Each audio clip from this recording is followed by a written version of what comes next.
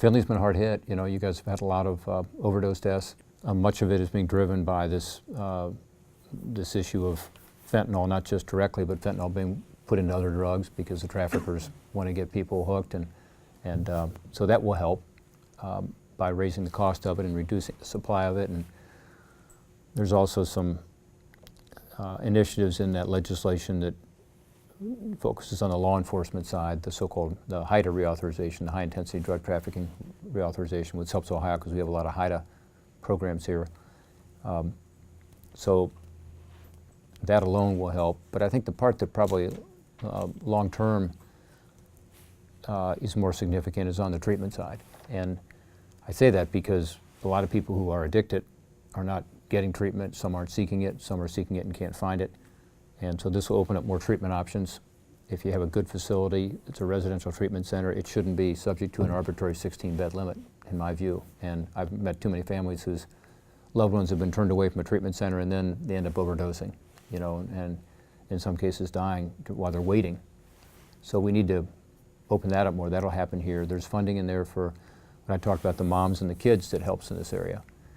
I've been to St. Rita's in Lima to meet some of the nurses and doctors and see some of these kids, and you can fit them in the palms of your hand easily. And partly because some of them are born prematurely and they're not healthy physically, but also they're addicted. They're born with this neonatal abstinence syndrome, and it takes taking these kids actually through withdrawal usually. You know, the doctors and nurses have to actually use drugs to get them through it, often morphine. And it's really sad. And you know, doctors and experts tell me we really don't know what the long-term impact is, but we do know that these kids, unfortunately, are starting life with a really difficult challenge. So that'll help because this will get more moms into treatment as they think about getting pregnant or get pregnant, to get them to taper off their use of illegal drugs, and often you use Suboxone or something else to get them to taper off. And those kids tend to be born much more healthy. Often they don't have the syndrome at all. And this provides $60 million in additional funding just for that issue. And then those same kids, once they're born in Findlay and have this issue, you know, what happens to them? Often they can't go back with their parents because their parents are addicted, and our foster care system is full here. So we provide, for the first time ever, reimbursements to these facilities that take care of these kids, basically provide them love and care, you know, literally volunteers who come and hold them and take care of them until they can find a proper home, either go back with their sometimes grandparents or sometimes great-grandparents these days, or find a foster home for them. But one of the concerns is there's this gap, and these great institutions that do this, you know, they rely on church funding and private sector funding, foundations, but now they'll be able to get some reimbursement for their work. So that'll help here in Findlay. And then, you know, I'd like to go further. My legislation, CARE 2.0, the Comprehensive Addiction Recovery Act 2.0, I'd say about 30% of it was included in the bill last week that got signed.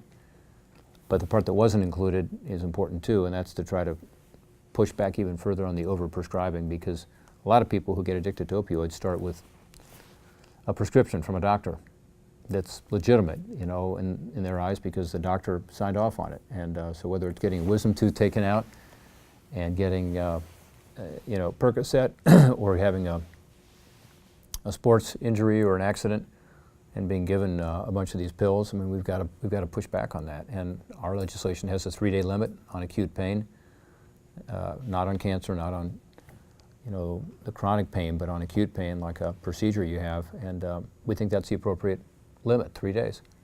It's based on FDA science on the effects of these drugs. It's based on CDC science on the amount of time it takes to get addicted typically, which is after that 3rd day. A lot of people get addicted. First 3 days, often not. So I think that should be in place. The American Medical Association has objected to that. So it's not in the legislation the President signed last week, but I think they're starting to come around. I think the dentists are starting to come around because this, you know, they see the impact. And, you know, a lot of their patients are now coming to them and saying, hey, why are you giving me these opioids? You know, for, you know, a sprained ankle, I'm getting, you know, 40 opioids. That makes no sense.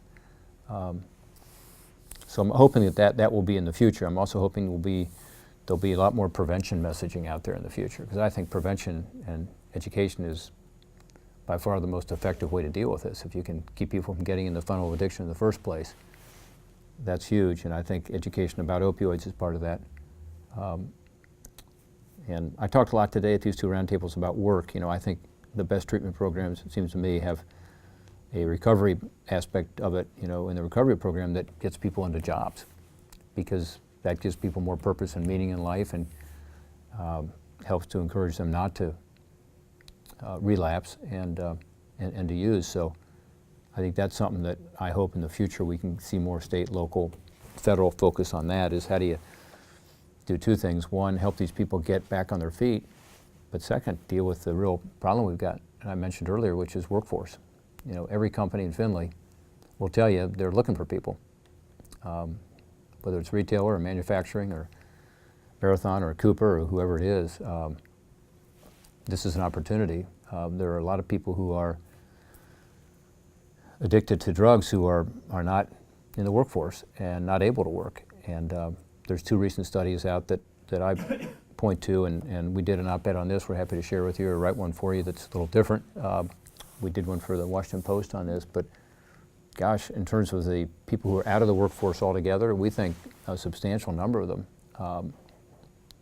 in these two studies, about half of the men who are out of work altogether, this is over 8 million men in America, take pain medication on a daily basis. 2/3 acknowledge that it's prescription.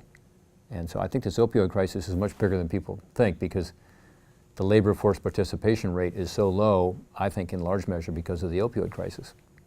Economists say, well, do you have an aging population? That's true, but I'm talking about people between 25 and 55 years old that, you know, roughly half of them are taking pain medication on a daily basis. And they don't show up in the unemployment numbers because they aren't even looking for work. So the Bureau of Labor Standards doesn't have them in the 3.7% unemployment, probably more like 3% in this county. If you just took the labor force participation rate 10 years ago or 11 years ago, applied it to today's economy, our unemployment would be 8.5%. That's how big an issue this is. And if it was 8.5%, we'd be sitting around this table not talking about the great economy, but how, you know, how difficult it is for people to find work. And so anyway, my hope is that on the opioid front, we can focus on some of these things: the prevention, education, the overprescribing, and this issue of work, and you know, getting the private sector more engaged in some of these programs to make sure that, you know, we're finding this great potential out there, which is these workers who are currently out of the workforce altogether and getting them back into work.